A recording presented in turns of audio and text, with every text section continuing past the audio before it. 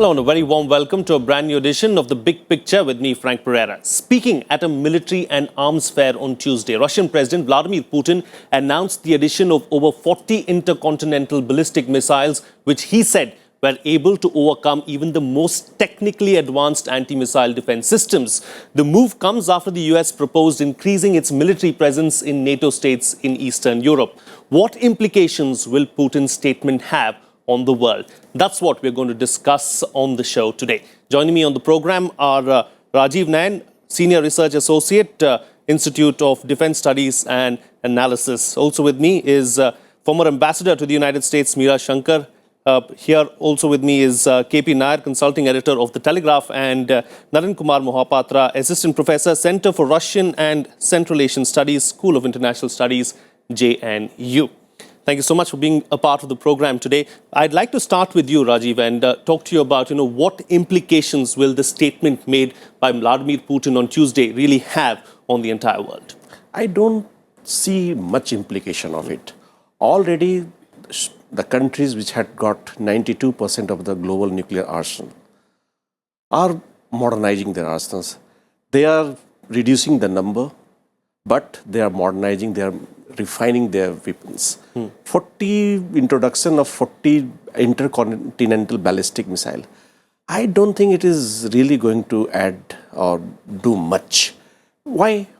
Because they are already permitted certain numbers to keep till 2018. At least 800 strategic ballistic missiles have to be kept under New START treaty. Besides, they can keep, both countries, US and Russia, can keep tactical ballistic missiles. And this is 21st century, and we are witnessing, in fact, the Cold War of 20th century.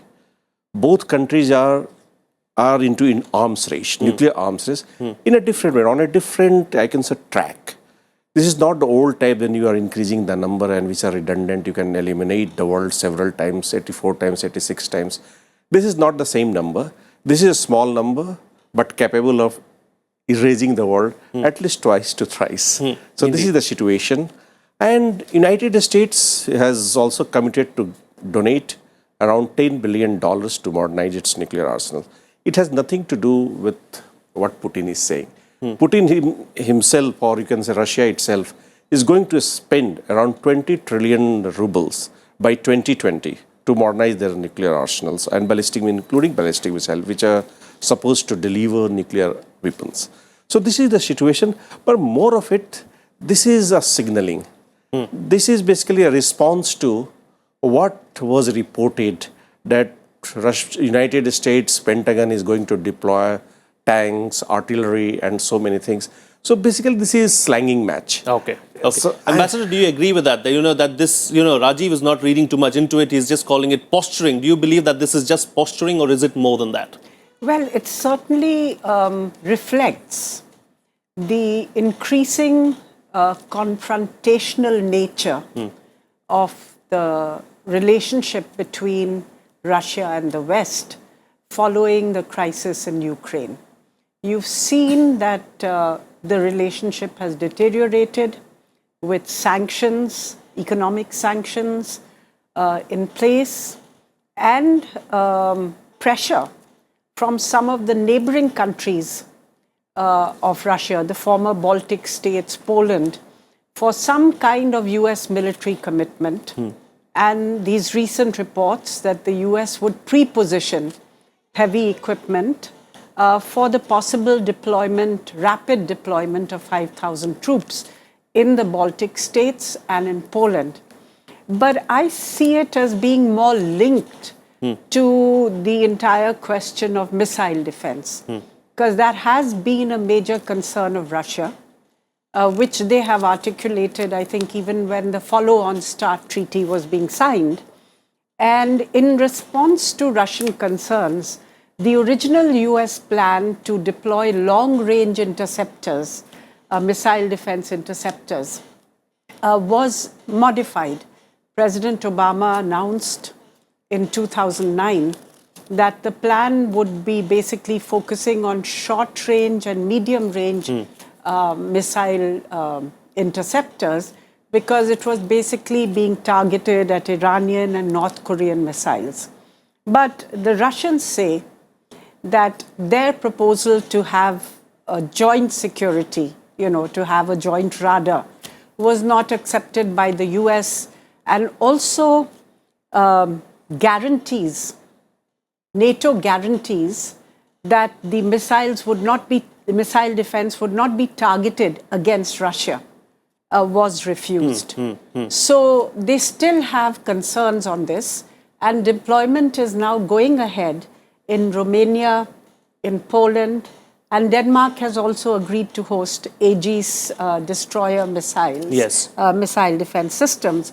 So to some extent, I would agree that this is posturing, but given the overall deterioration in the relationship, I think it really does suggest that the relationship has become far more confrontational, though I would not call it a Cold War, because there are also shared interests.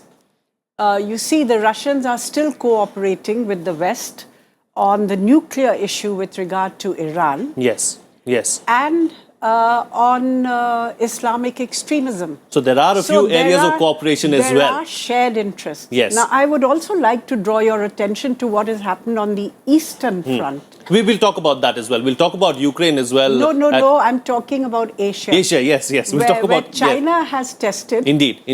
In fact, it's believed to have equipped its destroyers with supersonic anti-ship missiles, and also, according to the US, conducted the 4th test of a hypersonic nuclear missile capable of going from Shanghai to San Francisco in 50 minutes. So you do see that there is a bit of an intensification of an arms race and a sharpening of both competition and confrontation. Indeed. But I wouldn't call it a new Cold War, because there are shared areas of interest and also engagement, particularly between the US and China. Indeed. Yes, Rajiv, you wanted to add something? No, I would like to add what Madam Shankar has talked about.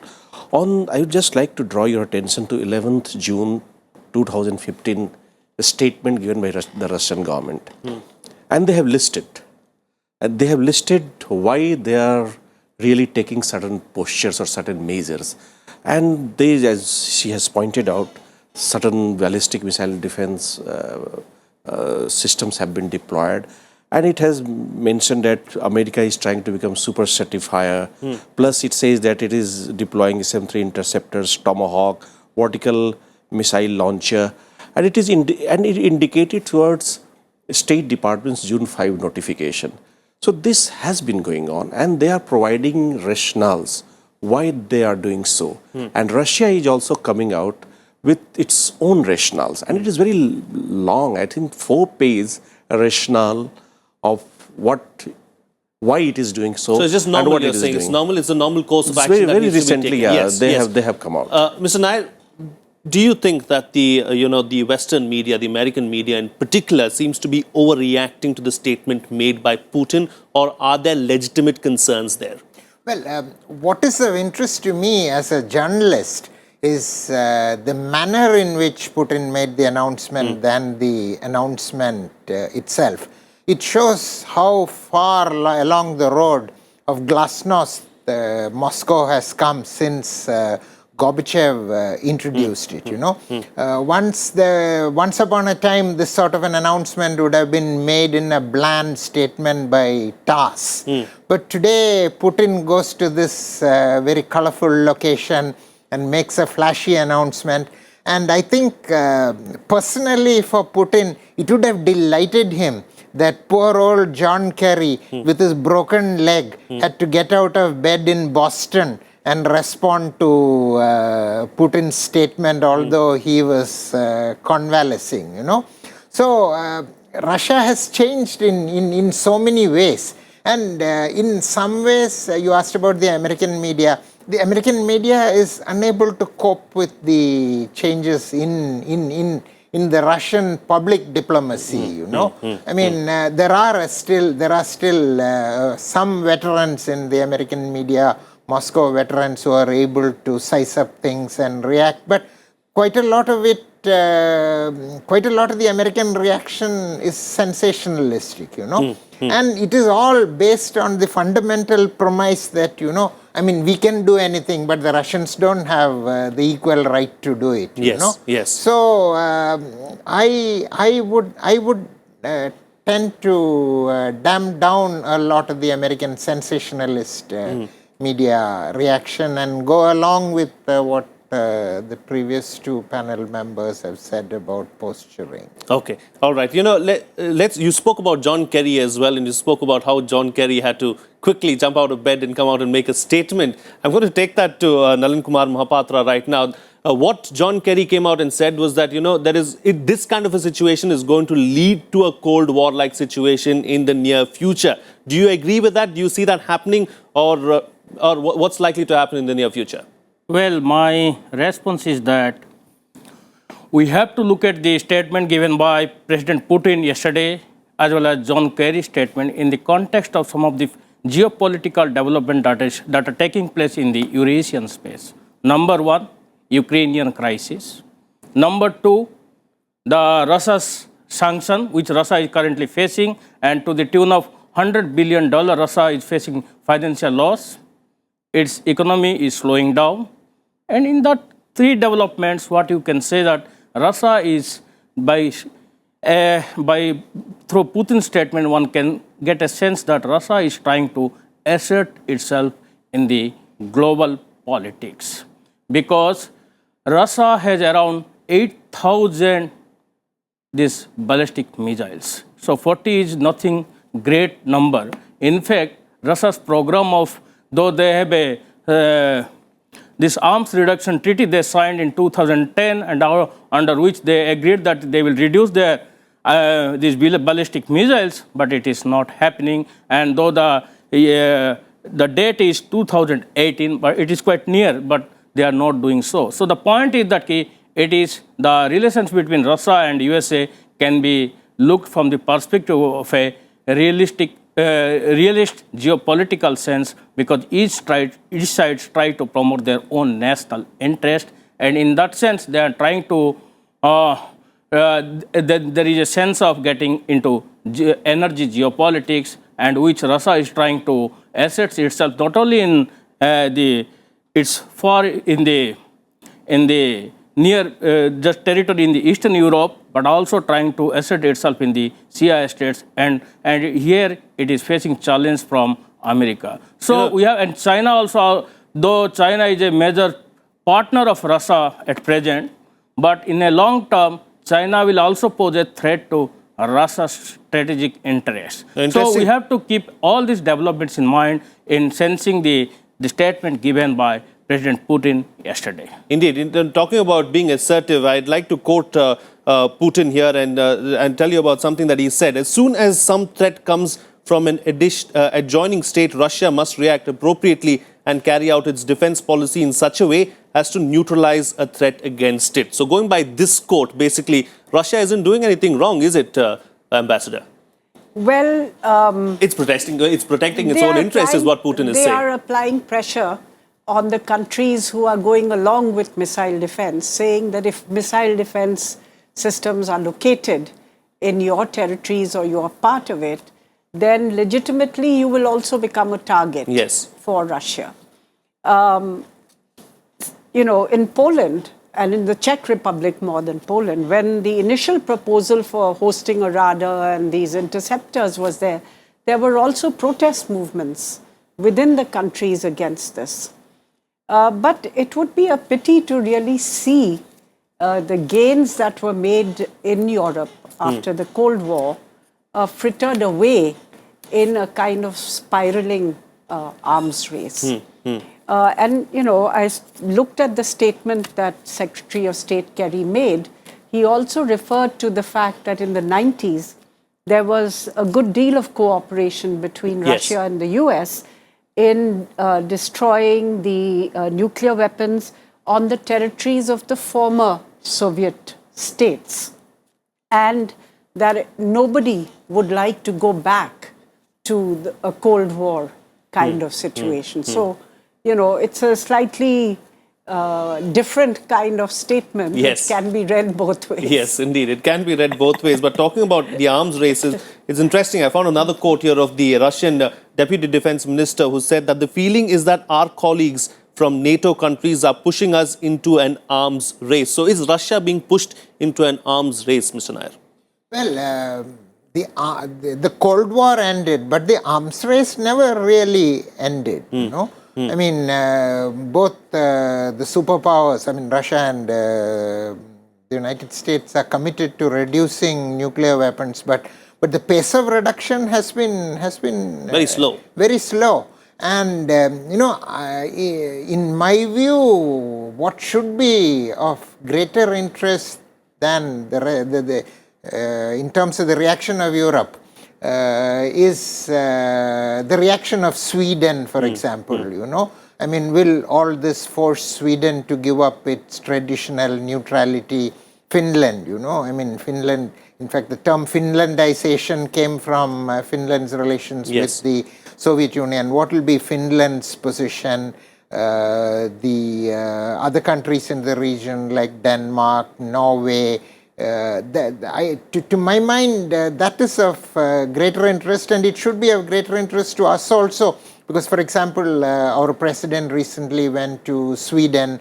Earlier, he went to Norway and Finland. So the reaction in these countries should be of tremendous interest to us as we try and develop relations with the Scandinavian states for to a much higher level. Rajiv, you wanted to add something to that? Yeah, look, the history of arms race has been quite bizarre.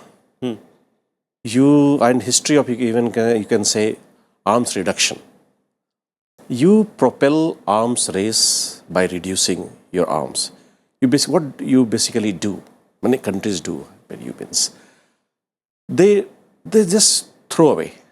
They just discard redundant weapons and have modernized weapons. So what is happening now? There is no bucking the old trend. They are basically continuing the trend which was witnessed earlier during the Cold War period. Just now also, they have got weapons which were tested decades ago. Now they have to modernize through different programs. Now they know that there are unnecessary accumulation of fissile materials and nuclear warheads, which have got no strategic importance or strategic value. So they are discarding. At the same time, all the countries, including 2 European countries, which we all are always puzzled, why do they require nuclear weapons when their security interests have been taken care of by NATO and American nuclear weapons? Still, they are also maintaining, and there was big debate in United Kingdom that discard this weapon. It has got no use, but still they reinvented the logic of continuing or keeping their nuclear weapons. They still, even after Prague's famous speech, all the countries, at least verbally, in principle, committed that there should be nuclear disarmament. And one country, that was France, it said no. We are not going to be deceived by these illusionary statements. We have to have nuclear weapons for our independent deterrence. And now this deterrence has become quite complex and more ambiguous, and I must say, more mystical and mysterious. What are these weapons really going to deter? Nuclear terrorists or each other or what? There is no, Madam has pointed out, this is a different era. She refuses to accept that it is the tension, the brewing tension is not the Cold War. You can say even 2 Cold Wars which we had or which we discussed in the 20th century were different. Both were different from each other. So this Cold War, I would again argue, this Cold War is different. Cooperative trade reduction. It's a Cold War of today's day and age, is what you're saying. Exactly. Okay. Treaties are being Let's give abandoned. Ambassador a chance to react to that, because it's a direct point that you're raising with her. So let her respond. Well, I would say it's not a Cold War, because during the Cold War, there were two big alliance systems posed against each other. One alliance system has collapsed. B, there were no links that they had with each other. Hardly any trade, hardly any contacts. No areas of cooperation No is what you're areas saying. of cooperation. And today it's a very different world.